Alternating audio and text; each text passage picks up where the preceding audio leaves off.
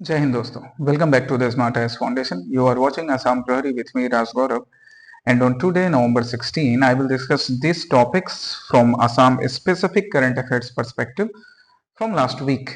आज के हम असम प्रहरी नवंबर 16 के सेशन में असम स्पेसिफिक इन टॉपिक्स को डिस्कस करेंगे। तो चलो एक बार हम लोग अपने एजेंडा को डिस्कस कर लें। आज जो पहला टॉपिक मैं डिस्कस करूंगा वो आप उससे related question GS paper 2 and 5 में एक्सपेक्ट कर सकते हो। Assam school drop out decline.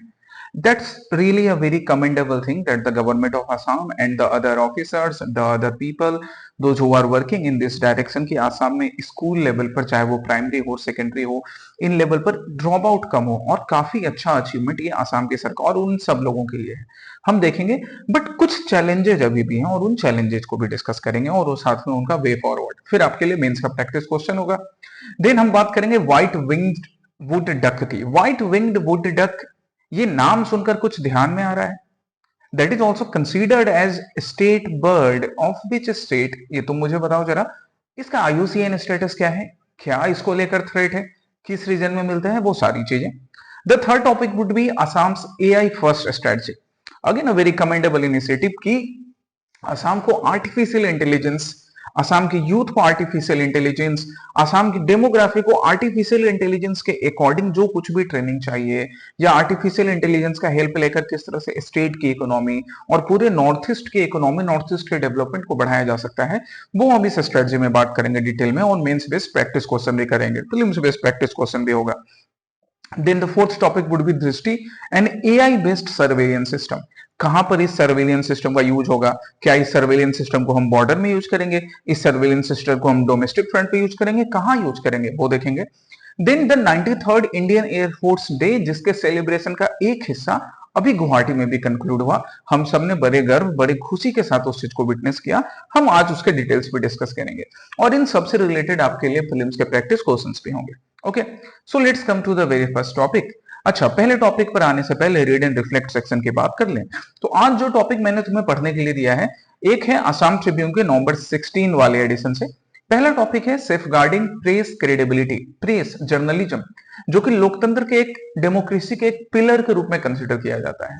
तो क्या प्रेस की क्रेडिबिलिटी है, कैसे ये सही की जा सकती है, क्या चीजें प्रेस की क्रेडिबिलिटी को लेकर क्वेश्चन मार्क करती है कि वो कभी रूलिंग पार्टी की तरफ अलाइन हो जाती है, इंक्लाइन हो जाती है, कभी अपोजिशन पार्टी की तरफ इतना अलाइन रहती है अपोजिशन के आइडिया से कि उन्हें देश का डेवलपमेंट भी कभी नहीं दिखता है, कभी वो रूलिंग पार्टी के लिए इस हद तक उनकी वाहवाही में, उनके तारीफ में जुड़ जाती है कि असली मुद्दों को नहीं उठाती है।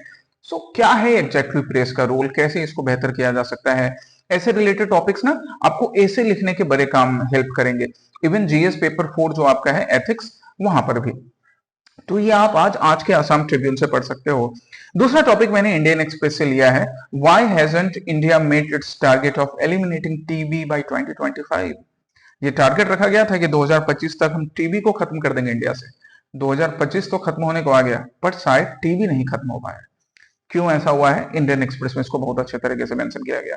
तो ये दो आपके ना रीड एंड रिफ्लेक्ट सेक्शन आज का पार्ट हो जाएगा। आप इन दोनों टॉपिक्स को पढ़िए। नोट्स बनाना है आप अलग से नोट्स बना सकते हो इन दोनों टॉपिक से रिलेटेड न्यूज़पेपर से अपने पास, ताकि आप आगे भी रिवीजन कर सके। Okay, now come to the very first topic, Assam's drop out decline, progress made and the promises ahead. आप यहाँ पे एक पिक्चर देख सकते हो, द सेंटिनल का एक आर्टिकल देख सकते हो कि किस तरह से students they are in line, शायद ये मॉर्निंग असेंबली प्रेयर का होगा, स्कूल में एंटर करने का होगा, कि किस तरह से ड्रॉप आउट डिक्लाइन हुआ है। दैट्स व्हाई स्टूडेंट्स की लाइन लगी है कि वो स्कूल में पढ़ने जा रहे हैं। कैसे ऐसा पॉसिबल हो पाया, इंडिया में क्या स्टेटस है, वगैरह वगैरह, लेट्स डिस्कस इट। तो हम आज बात कर रहे हैं unified district information system for education plus, UDISE plus report की, है ना। यूडीएसआई प्लस रिपोर्ट क्या हो गया, unified district information system for education plus report, जो कि एक significant drop out rate Assam में, असम की स्कूल्स में, ओवरऑल असम के स्टूडेंट्स के बीच में शोकेस करने का काम कर रहा है कि primary secondary, primary, upper primary and secondary level पर स्टूडेंट्स का ड्रॉप आउट कम हुआ है। हालांकि अभी भी नेशनल एवरेज से ज्यादा है। मतलब ये जो एक न्यूज है ना, ये जो एक न्यूज है, यहाँ पर काबिले तारीफ खुश होने की भी बात है that the drop out rate has declined. But still हमें और प्रयास करने की जरूरत है और वर्क करने की जरूरत है कि नेशनल ड्रॉप आउट रेट से अभी भी आसाम का ड्रॉप आउट रेट ज्यादा है। मतलब अभी भी कुछ चैलेंजेस बाकी हैं, हम देखेंगे कैसे उन चैलेंजेस को डील कर सकते हैं। फिलहाल अगर हम इस यूडीएसआई प्लस रिपोर्ट की बात करें तो ये एक real time school level data system है जिसको डिस्ट्रिक्ट लेवल पर अलग अलग स्कूल से डाटा कलेक्ट करके प्रिपेयर किया गया है। यहाँ पे 3 मॉड्यूल प्रिपेयर किए गए थे, school profile, student profile and teacher profile. अलग अलग डिस्ट्रिक्ट्स में इन 3 प्रोफाइल पर डाटा कलेक्ट किया गया जिससे रियल टाइम मॉनिटरिंग हो सके। रियल टाइम मॉनिटरिंग जिससे कि हमें एक एग्जैक्ट आइडिया लगा कि अच्छा स्कूल में क्या स्टेटस चल रहा है, स्कूल की मैपिंग की गई डिफरेंट डिस्ट्रिक्ट्स की, राइट, एनालिसिस किया गया, ड्रॉप आउट ट्रैकिंग किया गया कि ड्रॉप आउट अगर किसी स्कूल में हो रहा है तो किस वजह से हो रहा है। गर्ल्स के जैसे आप यहाँ पे एक पिक्चर देखो, न्यूज़पेपर से लिया हुआ clipping, percentage of total enrolments. तो हमने क्या देखा कि गर्ल्स का इनरोलमेंट लगभग 48.1%, माइनॉरिटीज का 20%, ओबीसी का 45.2, एससी का 18, एसटी का 9.9। तो अब जब ये रियल टाइम डाटा हमें मिला ना, अब सरकार और गवर्नमेंट की डिफरेंट विंग्स इसको बेस बनाकर इसके अकॉर्डिंग आगे काम कर सकती है, जिससे कि हर सेक्शन को, अब गर्ल्स के लिए अलग स्कीम होनी चाहिए तो एससी पॉपुलेशन के लिए अलग, ओबीसी के लिए अलग तो एसटी के लिए अलग, माइनॉरिटीज के लिए अलग, हर ग्रुप को उसके पर्टिकुलर इश्यूज के अकॉर्डिंग, उसके पर्टिकुलर डिमांड्स के अकॉर्डिंग टारगेट करना होगा। ये हमारी इस यूडीएसआई प्लस रिपोर्ट से हमारे लिए सक्सेसफुल हो पाया। ये आप भी याद रखिएगा, ये आपके मेंस के आंसर लिखने में बड़े काम आने वाले हैं आपको, ठीक है। ओके, अब हम करंट में ड्रॉप स्टेटस देखते हैं। तो लोअर प्राइमरी में ड्रॉप आउट हुआ है, पहले वो 6.2 था, अब 3.8% तक पहुंचा ड्रॉप आउट का रेट। अपर प्राइमरी में भी ड्रॉप आउट कम हुआ, 8.2 से अब हम 5.0 पहुंच गए हैं। एंड सेकेंडरी में भी लगभग पहले जब 25% तक ड्रॉप आउट होता था, अब बस 17% तक हो रहा है। हालांकि नेशनल लेवल के, नेशनल एवरेज के कंपैरिजन में तुम देखो, यहां कंपेयर करो तो नेशनल एवरेज सेकेंडरी के लिए कितना है 14.1, यहाँ पर आसाम में कितना है 17.5, मतलब नेशनल एवरेज से हम अभी भी ज्यादा हैं। It means challenges are lying there. Upper primary में नेशनल लेवल ड्रॉप आउट है 5.2, यहाँ पर हम 8.2 से लेके 5.0 तक आए हैं। यहाँ पर थोड़ी रिलीफ की बात है, पर एकदम बॉर्डर पर खड़े हैं। प्राइमरी में 1.9% और यहाँ पे तो ये लगभग 4 गुना हो गया है, 3.8% तक है। So there are challenges ahead जिनको सही करने की जरूरत है। हम प्रेजेंट स्टेटस देखें तो ये तो हमने देख ही लिया। फिर हम ट्रांजिशन रेट्स एंड रिटेंशन या ग्रॉस एनरोलमेंट रेशियो की बात करें तो आसाम में ने इन सब चीजों में आसाम के स्कूल के टीचर्स ने, स्कूल के टीचर्स के अलावा बाकी जो भी एडमिनिस्ट्रेटर्स हैं जो एडुकेशन को देखने का काम कर रहे हैं स्टेट में, उन सब ने मिलकर बेहतर काम किया है कि ग्रॉस एनरोलमेंट रेशियो पहले से बढ़िया हुआ है। रिटेंशन जो है स्टूडेंट्स का स्कूल में, जैसे वो प्राइमरी से अपर प्राइमरी में पहुंचे, प्राइमरी से सेकेंडरी में पहुंचे, तो वो रिटेंशन भी अच्छा है कि स्टूडेंट्स ज्यादा ड्रॉप आउट नहीं कर रहे हैं कि बस हमने प्राइमरी तक पढ़ाई कर ली या सिर्फ हमने अपर प्राइमरी तक पढ़ाई कर ली। तो ये इंप्रूवमेंट देखने को मिल रहा है, ठीक है। अब हम बात करते हैं कि कितना सिग्निफिकेंट है हमारा ये रिपोर्ट, ये जो यूडीआईएसई प्लस रिपोर्ट की बात कर रहे हैं, हाउ सिग्निफिकेंट इज इट, कितना इंपॉर्टेंट है हमारे लिए। तो यहाँ पे ना डाटा बेस्ड मॉनिटरिंग है। अब ये डाटा बेस्ड मॉनिटरिंग का फायदा क्या होता है, जैसे ये फिर से यहाँ देखो, यहाँ पे ना हमने अलग अलग सेक्शंस के लिए डाटा इकट्ठे करने का काम किया था। रुको मैं इस स्लाइड को पूरा क्लियर कर देता हूँ। यहाँ पर हमने अलग अलग सेक्शंस के लिए डाटा कलेक्ट किया, डिफरेंट ईयर्स का कंपैरिजन किया हमने सेकेंडरी लेवल पर, मिडिल सेकेंडरी, प्रिपरेटरी, फाउंडेशनल, इन सब लेवल पर ये चीज प्रिपेयर किया कि ग्रॉस एनरोलमेंट रेशियो स्कूल्स में कितना है स्टूडेंट्स का। तो डेटा ड्रिवन अप्रोच से ना पॉलिसीज बनाना और पॉलिसी का इंप्लीमेंटेशन करना दोनों ज्यादा बेहतर हो सकता है। फिर दूसरी बात, real time school level data collect करना। जो 3 कोड मैंने यहाँ बताए थे कि किस तरह से स्कूल का प्रोफाइल बनाया गया, फिर स्कूल में स्टूडेंट का प्रोफाइल बनाया गया और फिर उनको पढ़ाने के लिए टीचर्स का प्रोफाइल बनाया गया। तो इन तीनों प्रोफाइल के बेसिस पर ये डिसाइड किया गया कि अगर कोई स्कूल है, suppose there is a school A, और इस स्कूल में अगर स्टूडेंट्स 100 हैं तो 100 के कंपैरिजन में टीचर्स कितने हैं, अगर 20 टीचर्स हैं तो ठीक है, यहाँ पे टीचर्स और स्टूडेंट का रेशियो चलो अभी चलने लायक है। लेकिन टीचर्स मान लो बस 2 टीचर काम कर रहे हैं, मतलब जस्ट टेक एग्जांपल 5 टीचर काम कर रहे हैं, तो ये रेशियो इंप्रूव करने की जरूरत है। सो ये सारा चीज डेटा बेस्ड मॉनिटरिंग या real time school level data से हमें बेहतर आउटपुट मिल सकेगा, हमें एक बेहतर अप्रोच मिलेगा। स्टूडेंट लेवल पर भी मॉनिटरिंग की गई, हर स्टूडेंट के वल्नरेबिलिटी को, उसके ड्रॉप आउट के रीजन को मॉनिटर किया गया कि अच्छा आप गर्ल सेक्शन से हैं तो किस वजह से ड्रॉप आउट कर रहे हैं, आप एससी पॉपुलेशन से हैं, आप माइनॉरिटीज पॉपुलेशन से हैं तो because of which reason you are dropping out from the schools. ये सारी मॉनिटरिंग भी करने का काम। फिर उसके बाद इंप्रूव्ड प्लानिंग, जब आपका data based real time and student level monitoring हो रहा है, then at the district level and then at the state level you can make better planning, जिसमें आप टी गार्डन बिल्ड्स के अलग अलग चैलेंजेस होंगे, फ्लड अफेक्टेड रीजन्स के अलग अलग चैलेंजेस होंगे, आप उन चैलेंजेस के अकॉर्डिंग काम कर पाओगे। एंड देन अकाउंटेबिलिटी भी फिक्स करना, block, district, state level as well as school level पर अकाउंटेबिलिटी फिक्स करना, और जो भी इश्यूज अराइज होते हैं उनको सॉल्व करना। ये UTISE प्लस से सक्सेसफुल हो पाया। This is the significance. But there are some challenges. वो चैलेंजेस इसलिए, जैसे हमने यहाँ नेशनल वाले से कंपेयर किया था ना, 1.9 प्राइमरी के लिए, 5.2 अपर प्राइमरी एंड 14.1 सेकेंडरी के लिए, ये नेशनल लेवल का ड्रॉप आउट रेट है, और आसाम में ये कहीं ना कहीं ज्यादा हो जा रहा है उससे। तो ये चैलेंजेस क्यों है, उसके पीछे रीजन है socio economic challenges like poverty, gender constants and cultural expectations. Cultural expectation, let's take example of tea garden communities और many minority communities। तो माइनॉरिटी कम्युनिटीज में या कुछ टी गार्डन कम्युनिटीज में जहां पे पोवर्टी अभी भी काफी ज्यादा है, जहां पे गरीबी अभी भी काफी ज्यादा है, वहां पे एडुकेशन ना प्रायोरिटाइज नहीं हो पाता है। अब एक घर में जब चूल्हा नहीं चलेगा, तो चाहे वो टी गार्डन वर्कर्स का घर हो या एक माइनॉरिटी का घर हो या किसी भी ग्रुप का घर हो, वो चाहते हैं कि उनके बच्चे भी उनके साथ जाकर काम करें, जिससे कि ड्रॉप आउट होने लगता है स्कूल से। अर्ली मैरिज होना, सेफ्टी कंसर्न्स होना, सैनिटेशन फैसिलिटीज गर्ल्स के लिए स्कूल में नहीं हो पाना, these are some other challenges. ये सोशियो इकोनॉमिक चैलेंजेस हो गए। फिर ज्योग्राफिकल बैरियर्स भी हैं। अब फ्लड हिट रीजन से, टी गार्डन्स वाले रीजन से जहां पे मोबिलिटी चैलेंजेस हैं, स्कूल्स जल्दी बंद हो जाते हैं, इलेक्ट्रिसिटी की फैसिलिटी अच्छी नहीं होती है, पब्लिक ट्रांसपोर्ट का चैलेंजेस है। तो ये ज्योग्राफिकल बैरियर हैं, जिन ज्योग्राफिकल बैरियर्स को दूर करने की जरूरत है, तो सरकार इसको लेकर इंफ्रास्ट्रक्चर पे काम करेगी। And then educational quality issues, classroom engagement कम होना, रियल लाइफ एप्लीकेशंस, जैसे आज हम एआई की बात कर रहे हैं, तो ये एआई बेस्ड जो लर्निंग मॉड्यूल है ना, ये गवर्नमेंट स्कूल्स में भी अवेलेबल रहना चाहिए, ठीक उसी तरह जितना किसी बड़े से पब्लिक स्कूल में है, बड़े से प्राइवेट स्कूल में है। टीचर्स का गैप होना, लर्निंग क्राइसिस स्टूडेंट्स के बीच में, ये सारे अलग अलग चैलेंजेस हैं। मतलब इंस्टीट्यूशनल लेवल पे भी चैलेंजेस, इंटेलेक्चुअल लेवल पे भी challenges, geographical challenges and socio economic challenges. ये तीन टाइप के चैलेंजेस हैं जो आसाम अभी फेस कर रहा है। एंड सो उसके अकॉर्डिंग ना हमारे पास ये गवर्नमेंट इनिशिएटिव्स भी हैं, जैसे गुणोत्सव।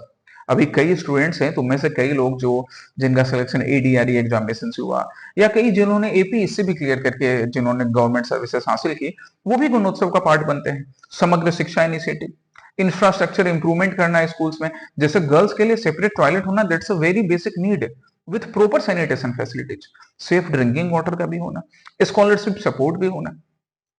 इन सारे चीजों से ना, चाहे वो निजुत मोइना स्कीम की बात हो, प्रज्ञान भारती की बात हो, प्रेरणा भारती स्कूटी स्कीम की बात हो, ये सारे जो इनिशिएटिव्स है ना, ये सारे इनिशिएटिव्स सरकार की तरफ से लिए जा रहे हैं, but still implementation remain uneven across the districts. अलग अलग डिस्ट्रिक्ट्स में अलग अलग इंप्लीमेंटेशन का लेवल रहता है, एंड दैट्स वाई हमें और ज्यादा बेहतर वे फॉरवर्ड ढूंढने की जरूरत है। तो क्या वे फॉरवर्ड हम ढूंढ सकते हैं? We can expand bicycle and transport support. हम बाईसाइकिल एंड ट्रांसपोर्ट सपोर्ट को इंक्रीज कर सकते हैं, right, and create flood resilient learning options. अब फ्लड के वजह से बाईसाइकिल और स्कूटी से भी आप स्कूल नहीं जा पाओगे, तो हम फ्लड रेजिलियंट लर्निंग ऑप्शंस कैसे क्रिएट करें? क्या ऑनलाइन क्लासेस पॉसिबल हो पाएगा? वो भी एक सॉल्यूशन है। जैसे अभी तुम इस वीडियो को यूट्यूब के थ्रू देखोगे ऑनलाइन मीडियम से, अगर हम इसको स्कूल में भी अच्छे से इंप्लीमेंट कर पाए ना, तो हमारी जीत होगी। क्वालिटी इंप्रूवमेंट, जिसमें हम NEP के जो कुछ भी रिकमेंडेशन है उसको इंप्लीमेंट करेंगे। डिजिटल इंक्लूजन करना है स्कूल्स का, ऑनलाइन क्लासेस के लिए ये चीज बड़ी बड़ी नीड है, राइट। अवेयरनेस प्रोग्राम कंडक्ट करवाना, पेरेंट्स टीचर्स इंटरेक्शन। जो प्राइवेट स्कूल्स होते हैं वहां पे regular parent teachers meeting kind of things होती हैं, बट गवर्नमेंट स्कूल्स में ना कहीं शायद इग्नोर कर दी जाती है। वो चीज सही करने की जरूरत है। इसमें हम सेल्फ हेल्प ग्रुप का भी इस्तेमाल, हेल्प ले सकते हैं, NGOs का हेल्प ले सकते हैं। Economic and skill support, students को पढ़ाई तो बिल्कुल करवाई जाए कि वो 10th पास करें, 12th पास करें, कॉलेज पास करें, पर उनके साथ साथ ना उनको वोकेशनल ट्रेनिंग भी दी जाए।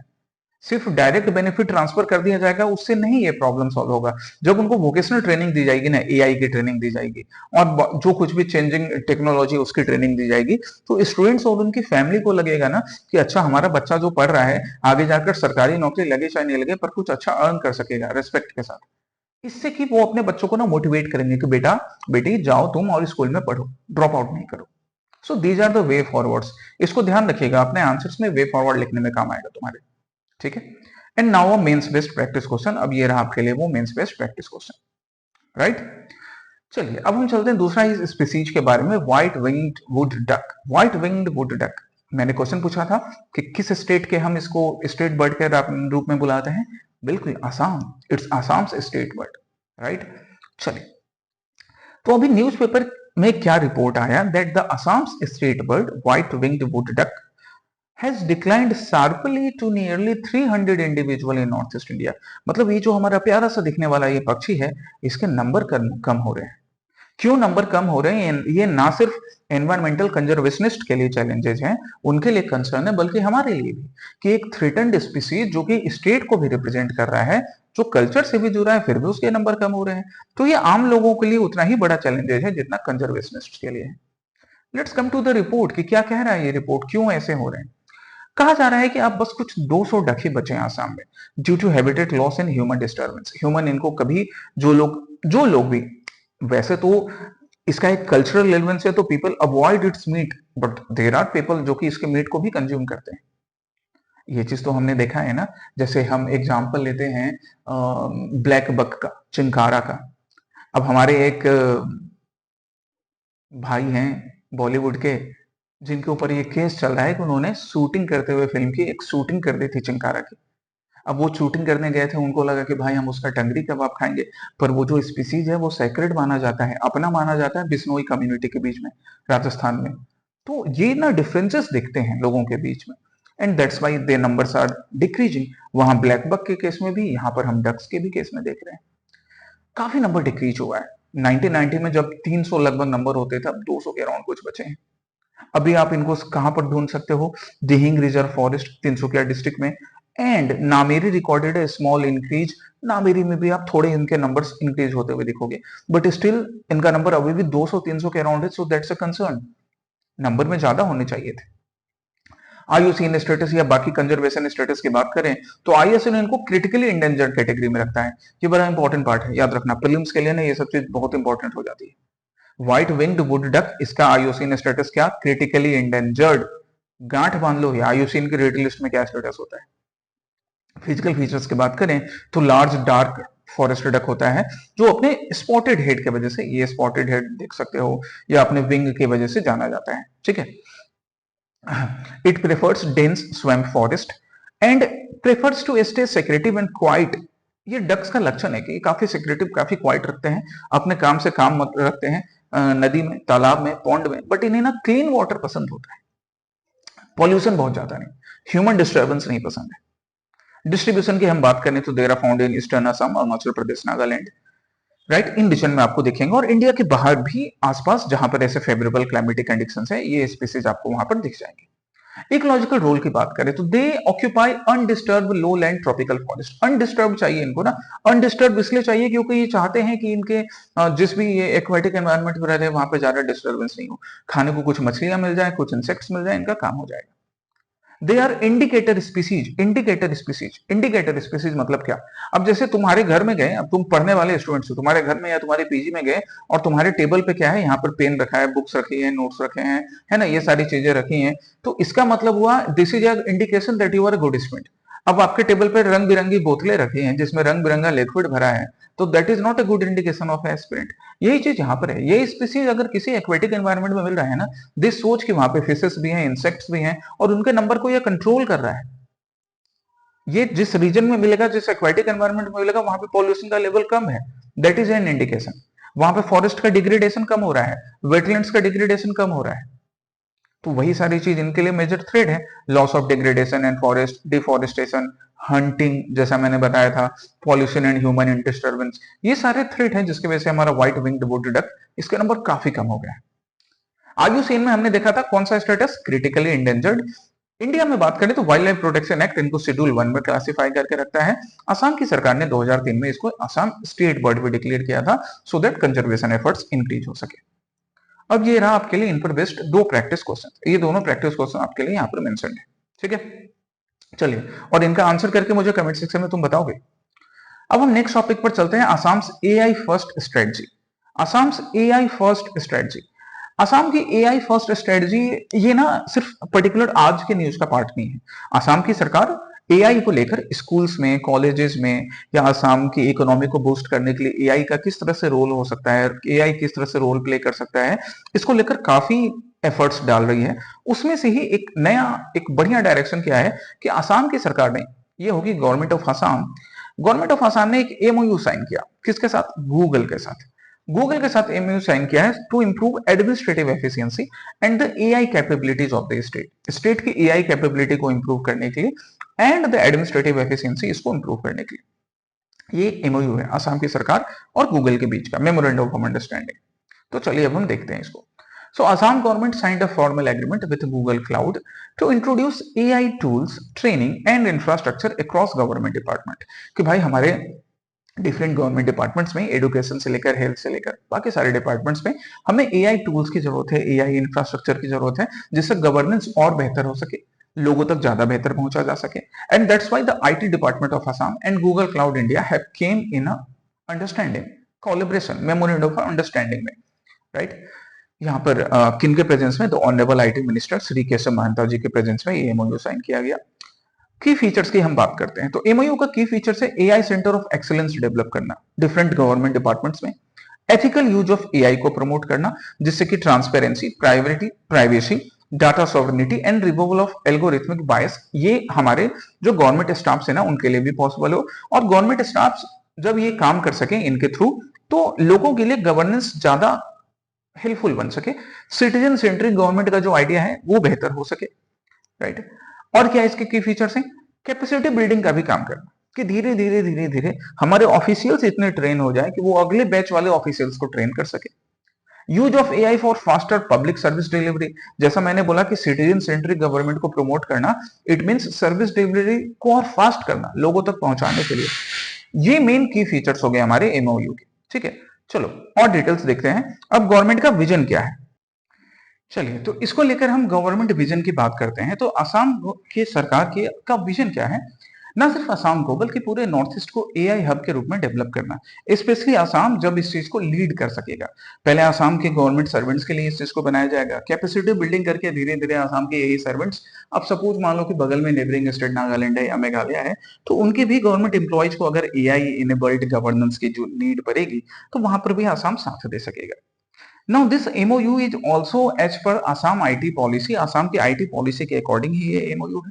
तो असम की जो आईटी पॉलिसी बन रही है जिसको आगे बेहतर तरीके से इंप्लीमेंट किया जाएगा, वो भी उसकी हम कह सकते हैं कि एक टाइप से शुरुआत है, इस MOU से उसकी शुरुआत हो चुकी है। This would also intend to drive inclusive development, job creation and future ready workforce। future ready workforce कैसे? अब तुम इस तरह से देखो कि कल को तुम्हारा सिलेक्शन हुआ, गवर्नमेंट किसी गवर्नमेंट एग्जाम देकर आप सेलेक्ट होते हो, आप सेलेक्ट होकर जाते हो, या सपोज गवर्नमेंट एक डिपार्टमेंट बनाती है नया, एआई इनेबल्ड गवर्नेंस इन आसाम, ये एक नया डिपार्टमेंट बना और इस डिपार्टमेंट के लिए गवर्नमेंट ने वैकेंसी निकाली कि इसमें उन यूथ को इंक्लूड किया जाएगा जिनके पास एआई को लेकर बेसिक नॉलेज हो। तो अगर पहले से आपने स्कूल या कॉलेज लेवल पर एआई के बारे में सीखा है या अलग से ट्रेनिंग लेकर एआई के बारे में सीखा है तो आपके लिए जॉब अवेलेबल हो पाएगा यहाँ पर। ये एक सपोर्टिव फीचर हो गया, right? And that's why it is very significant from supporting transparency, digital capacity development at the government level, promoting skills and public private partnership। इन सब चीजों में ये गवर्नमेंट का विजन या असम एआई फर्स्ट पॉलिसी जो है वो काफी सिग्निफिकेंट साबित होता है, ठीक है। चलिए अब ये रहा आपका प्रीलिम्स बेस्ड प्रैक्टिस क्वेश्चन और फिर दूसरा मेंस बेस्ड प्रैक्टिस क्वेश्चन भी है, दोनों आपके लिए मैंने यहाँ पर प्रेजेंट कर रखे हैं। तो मेंस वाला प्रैक्टिस करके अपने टीचर से इवैल्यूएट करवाओगे और ये प्रीलिम्स वाला तो मुझे कमेंट करके आंसर बताओगे। नेक्स्ट हम टॉपिक पर चलते हैं, दृष्टि एआई बेस्ड सर्वेलेंस सिस्टम। आप यहाँ पे देख सकते हो आईआईटी गुवाहाटी है और साथ में एनएफआर लिखा है। एनएफआर लिखा है मतलब नॉर्थ ईस्ट फ्रंटियर रेलवे। तो अब इस सिर्फ न्यूज क्लिपिंग से ना हमें एक चीज मालूम पड़ गया कि ये जो दृष्टि एआई बेस्ड सर्वेलेंस सिस्टम है, यहाँ सर्वेलेंस में किस चीज को यूज किया जाएगा, कहां पर सर्वेलेंस रखा जाएगा? एनएफआर जोन में, north East Frontier railway zone में सर्वेलेंस का काम किया जाएगा, ठीक ना। आईआईटी गुवाहाटी के साथ मिलकर इस प्रोजेक्ट को किया जा रहा है continue. Let's come to the details.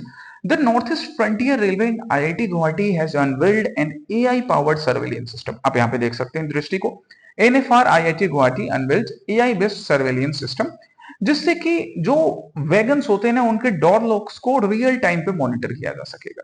जैसे जो कुछ भी हमारे रेलवे में अगर सपोज सिक्योरिटी को लेकर जो कुछ भी इश्यूज होते हैं या फिर माल ढुलाई जब होती है, जब माल गाड़ी से या फिर हमारे जो वैगन्स होते हैं जिनसे माल लेकर जा रहे हैं, किसी भी टाइप का सामान लेकर जा रहे हैं, वो सीमेंट हो, वो राइस हो, राइट, वो टी लिप्स हो, तो उसको भी कंट्रोल किया जा सकेगा। ये चीज भी पॉसिबल होगा इस दृष्टि एआई सर्वेलेंस सिस्टम से। So what it is exactly? It is an AI powered door locking system. ये इस पिक्चर को आप यहाँ देखो, ये यहाँ, ये इस पिक्चर को, डोर लॉकिंग सिस्टम, इसको मॉनिटर किया जा रहा है. So it is an AI powered door locking system, door locking monitoring system to track the condition of wagon doors. Wagon doors के कंडीशंस को भी मॉनिटर किया जाएगा. अभी पैसेंजर ट्रेन के लिए नहीं है, ये चीज याद रखना है ना. ये सारी चीजें तुम्हें प्रीलिम्स में बड़ी काम आएगी कि दृष्टि AI surveillance system passenger train के लिए अभी फिलहाल नहीं है. किसके लिए भैया? वैगन डोर्स के लिए, मतलब जो मालगाड़ी होती है ना उनके लिए. सो इससे ये चेक किया जा सकेगा कि हमारे जो फ्रेट वैगन डोर्स है, मतलब मालगाड़ी के जो दरवाजे हैं वो अनलॉक्ड तो नहीं है, टेम्पर्ड तो नहीं है, सील्ड तो है प्रॉपर्ली. ये सारी चीजें चेक किया जा सकेगा. डेवलपमेंट की बात करें तो आईआईटी गुवाहाटी के technology innovation and development foundation ने इसको डेवलप किया है. किसके साथ मिलकर? एनएफ रेलवे के साथ, नॉर्थ ईस्ट फ्रंटियर रेलवे के साथ मिलकर. की फीचर्स की हम बात कर लें तो यहाँ पे ऑब्वियसली जब हम सर्वेलेंस की बात कर रहे हैं तो कैमरा होगा ही, एआई का यूज होगा ही, तभी तो हम रियल टाइम पे मॉनिटर कर सकेंगे, है ना. एआई पावर्ड मॉनिटरिंग सिस्टम है. So this is AI based machine learning based computer vision. It is equipped with high speed ranging cameras. एकदम सही बात है, हाई स्पीड इमेजिंग कैमराज का यूज किया जाएगा. डोर पोजीशन सही से बंद है, कहीं पर भी किसी भी टाइप का डिस्क्रिपेंसी तो नहीं है. क्या वो डोर्स जो बंद हो रहे हैं उसमें कुछ भी ऐसा तो यूज नहीं किया गया है कि डोर्स बंद होने के केसेस में डोर्स बंद तो हो गए हैं बट स्टिल किसी भी टाइप की एनोमली एबनॉर्मेलिटीज तो नहीं दिख रही है ना. It would also generate automated alerts in case of tampering और locking failure. And it works automatically without requiring manual checks. बिना मैनुअल चेक को देखे ही मॉनिटर किया जा सकेगा. ठीक है, चलो यहाँ पे ये जो पिक्चर है, इन पिक्चर को तुम अभी इग्नोर करना फिलहाल के लिए. ये जो पिक्चर्स हैं ये बस रिप्रेजेंटेशन के लिए लगाए गए हैं. इसको मैं स्लाइड से भी अभी हटा ही दूंगा. कैमरा के लिए मुझे चाहिए था, मालगाड़ी को मेजर्स प्रॉपरली मॉनिटर करने के लिए यूज किया जाएगा, ये याद रखिएगा वैगन्स के लिए. सिग्निफिकेंस क्या है? सिग्निफिकेंस है फ्रेट सेफ्टी एंड सिक्योरिटी को मॉनिटर करना. It would reduce dependence on manual inspection that slow and often unreliable.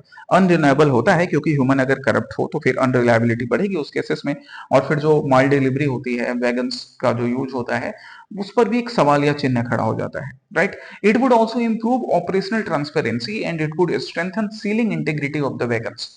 It would support faster decision making through data driven alerts. Data driven alerts, since AI powered monitoring system है ना, हम AI का machine learning का use कर रहे हैं, तो AI और मशीन लर्निंग का जब यूज कर रहे हैं तो डेटा ड्रिवन अलर्ट्स जनरेट हो सकेगा कि अच्छा इस टाइम में यहाँ पर एक पूरा का पूरा हमारा मालगाड़ी हो गया, उसमें ये दो डोर थे वो प्रॉपरली लॉक नहीं थे, या इस टाइम में लॉक नहीं किया गया था. तो डेटा ड्रिवन अलर्ट्स जनरेट होंगे जिससे हम प्रॉब्लम के जड़ तक पहुंच सकेंगे. It would reduce human intervention. It will increase obviously the efficiency and reliability and help in preventing losses from theft and cargo damage. ठीक है, कार्गो डैमेज को कंट्रोल किया जा सकेगा. चलिए अब ये रहा आपका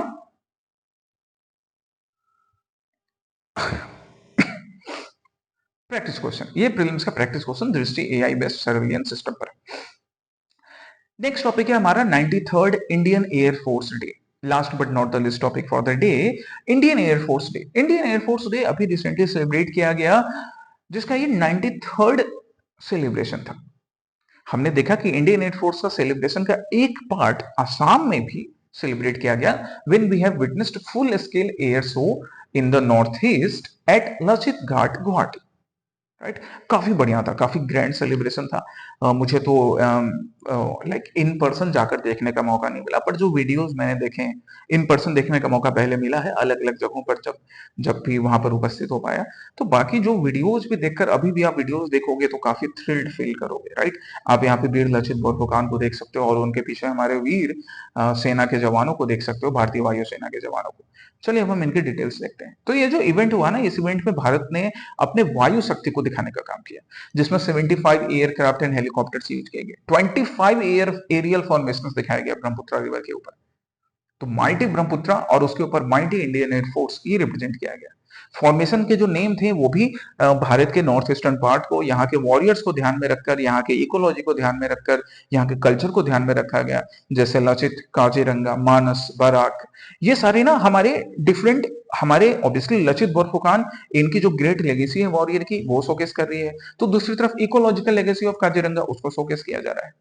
सो cultural legacy, ecological strength, cultural strength, इन सबको शोकेस करने का काम किया गया। जो हमारा लाइट कॉम्बैट एयरक्राफ्ट तेजस है, it was flying under the call sign Lachit. तो ये वीर लचित बोरफुकन की लेगेसी को शोकेस कर रहा है हमारा लाइट कॉम्बैट एयरक्राफ्ट तेजस।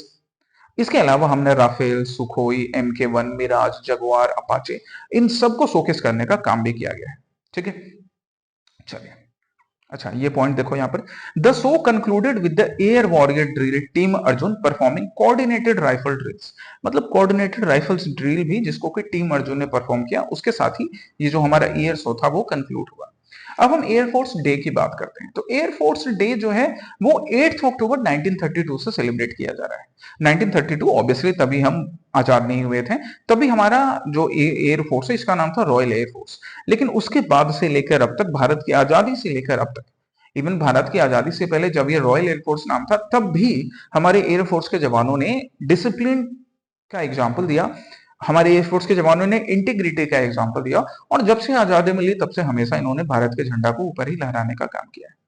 डिफरेंट हिस्टोरिकल ऑपरेशन, चाहे वो 1946 के JNK ऑपरेशंस की बात हो, 1965-71 इंडो पाक वॉर्स की बात हो, या कारगिल वॉर की बात हो, जहां पे हाई एल्टीट्यूड रीजन में जब हमारे भारतीय सेना के जवान लड़ रहे थे, इंडियन आर्मी के सोल्जर्स, तो उनको सपोर्ट देने का काम किया था हमारे भारतीय वायुसेना ने, ऑपरेशन सफेद सागर से।